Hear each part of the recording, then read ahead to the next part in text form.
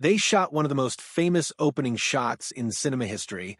A woman spinning on a green hill, sunlight catching her skirts, the mountains breathing behind her. It looks effortless, timeless, even a little magical. But that image hides a mess of blown hair, angry farmers, a cameraman strapped to a helicopter, and a crew that spent more time under tarps than in the sunshine. Welcome to the real story of the sound of music, the glittering triumph that, against a river of problems, somehow became a global phenomenon. This isn't just a list of movie trivia. It's a story of near misses and tiny miracles, of a casting choice that could have gone very differently, of a storm that soaked the set for days, of a kissing scene that made the leads laugh until they couldn't finish, and of little continuity errors. The sort of human slips that remind you a masterpiece is still made by people. So keep your eyes open. By the end, I'll point out the micro bloopers you won't unsee, and a few moments that prove the film's magic was at times manufactured. Let's start at the beginning. Casting. When someone first thought Maria, one name rose above the rest. Ernest Lehman, the screenwriter adapting Maria von Trapp's memoir, believed there was only one actress who could carry the part, Julie Andrews. At the time, Andrews wasn't the megastar we remember. She had stage chops, a sterling voice, and a spark on camera, but she wasn't yet the household name she soon became. Warner Brothers hadn't cast her in My Fair Lady. Some executives questioned whether she was photogenic enough for the screen. Then, along came Mary Poppins footage. Director Robert Wise saw it and reportedly said, "Let's sign her before someone else does." That decision would change everything. Julie Andrews' casting, however, was not the only possible path. Names like Doris Day, Grace Kelly, Shirley Jones, and Baxter, Angie Dickinson, and even Leslie Caron cropped up on early lists. Yet Andrews' warmth and instincts made her the heart of the film. Ironically, she didn't reap blockbuster pay. The deal she signed was for $225,000 with no profit participation. Later, after the success of Mary Poppins and other hits, she'd command far more. But in 1964, she took a role she believed needed a gentle hand, one that could balance sweetness with real emotional weight. Opposite her stood Captain George von Trapp, the rigid widower whose heart is thawed by music and love. Christopher Plummer's casting also almost didn't happen. He turned the role down multiple times. Plummer wasn't persuaded by a caricature of a strict naval officer. He wanted depth. He wanted a man who could be proud and funny, brusque but capable of tenderness. He wrote to Lehman and asked for changes for a more complex character and requested a chance to show the captain's emotional arc. Director Robert Wise and Lehman collaborated with him. Plummer insisted on a version of George that could grow and soften. That insistence paid off. His chemistry with Andrews and the subtle evolution of his performance helped make the love story believable. With the lead set, filming began, and reality started to complicate the picture. Anyone who remembers the sunny hills of Salzburg on screen would be forgiven for thinking the production had blessed weather. The truth is almost the opposite. Rain plagued the unit for days, turning roads to mud and making mountain access nearly impossible. So bad were conditions that heavy equipment and camera crews sometimes had to be hauled up by ox carts because jeeps couldn't make it. The Green Hill field that opens the movie, it started as a farmer's field, and the farmer, understandably, did not love being told not to cut his hay for weeks. By the time the crew returned to shoot, he'd mowed it down. The team had to reconstruct the look, import trees, and even dig a small brook to create the right landscape. The movie's bucolic perfection was quite literally crafted. The famous twirling shot of Maria, the one that's become shorthand for the film, was one of those manufactured miracles. To get it, a cameraman was strapped to a helicopter and flown toward Julie Andrews. The helicopter's downdraft flung her into the grass between takes. She coughed up dirt and hay in interviews about it for years. The noise from the chopper was so loud that choreographer Mark Bro had to hide in the bushes with a megaphone to cue Anderson for her timing.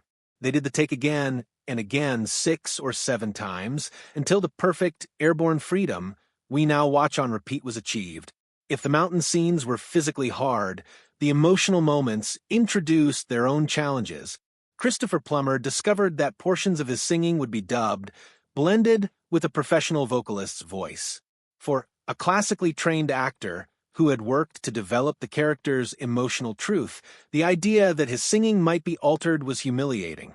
He hired voice coaches and took lessons, determined to make his own voice work. In the end, the final soundtrack is a blend. The choice nearly drove him off the project.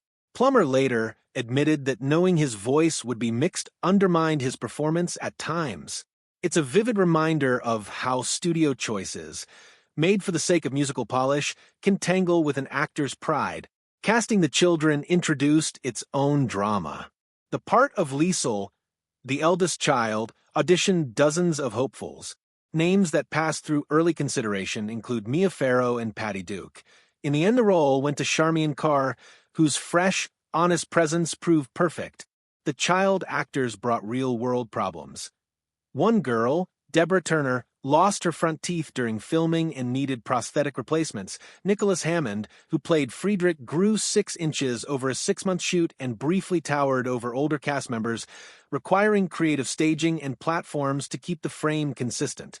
There were also more dramatic moments.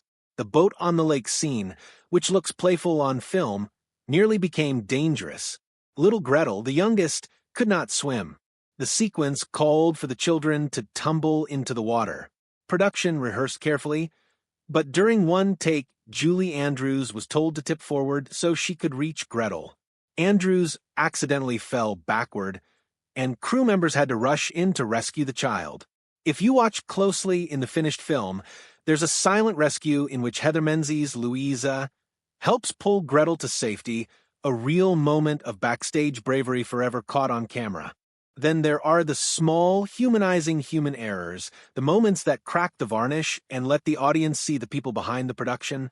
The infamous kiss between Maria and George, meant to be tender and slow, took more than a dozen attempts. Why? Because the huge arc lights used to simulate moonlight made a groaning sound. Every time those lights coughed or rasped, Andrews and Plummer burst into laughter. Their giggles derailed the scene.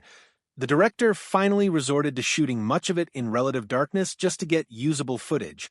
That laughter, though, feels true.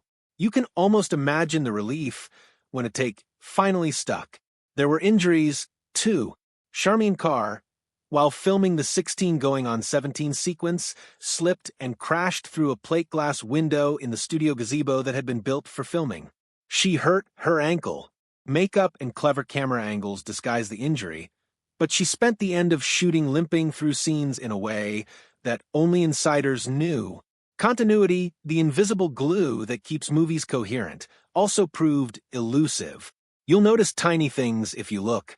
In the classroom window sequence, Liesl appears on one side of the bed in one shot, and then in the middle in another. Camera angle changes, but the actor's position jumps inexplicably.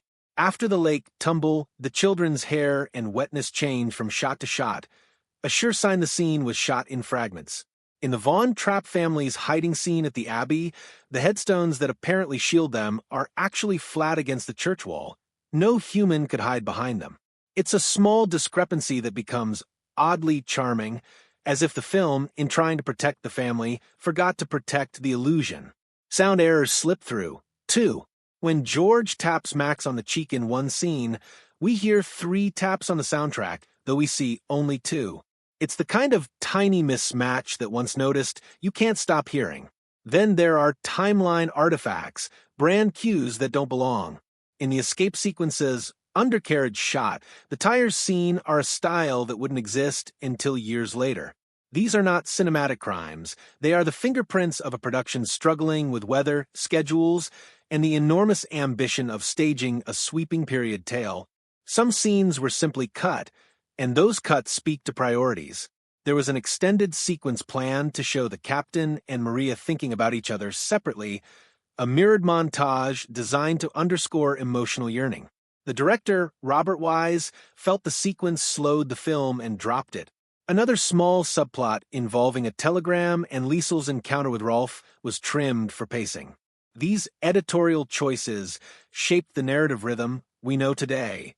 The film we watch is a more streamlined story because of those cuts. And yet, despite the setbacks, the film's human moments, unscripted, vulnerable, and sometimes messy, became part of what audiences loved.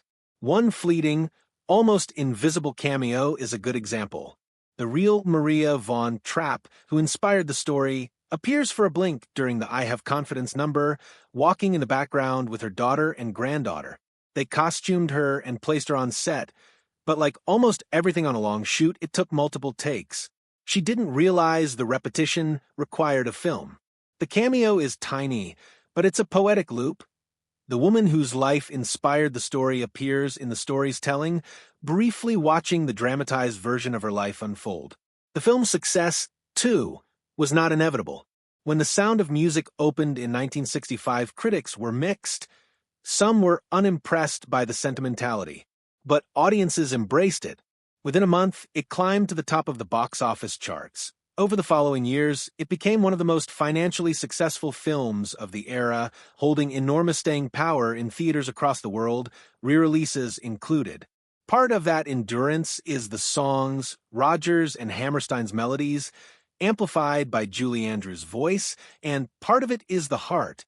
Viewers connected with the themes of family, courage, and choice. They connected with a story that turns music itself into resistance against dark times. There's also a bittersweet epilogue to the story of Julie Andrews and the film she helped lift. Decades later, Andrews' voice would suffer damage during throat surgery, an operation intended to correct a problem that instead left her singing voice altered. She sued the doctors and settled in 2000. It's a reminder that the physical gifts we celebrate on screen are vulnerable and that the cost of a life in performance sometimes includes loss. Let's return to those little bloopers because they're fun and because they offer a particular kind of pleasure, knowing that nothing is perfect. In one early nursery scene, during My Favorite Things, Marta, supposed to be listening, gets caught mouthing along, singing a line she wasn't meant to vocalize. In another moment, Kurt's mouth remains open after the music stops, as if he's still mid-note.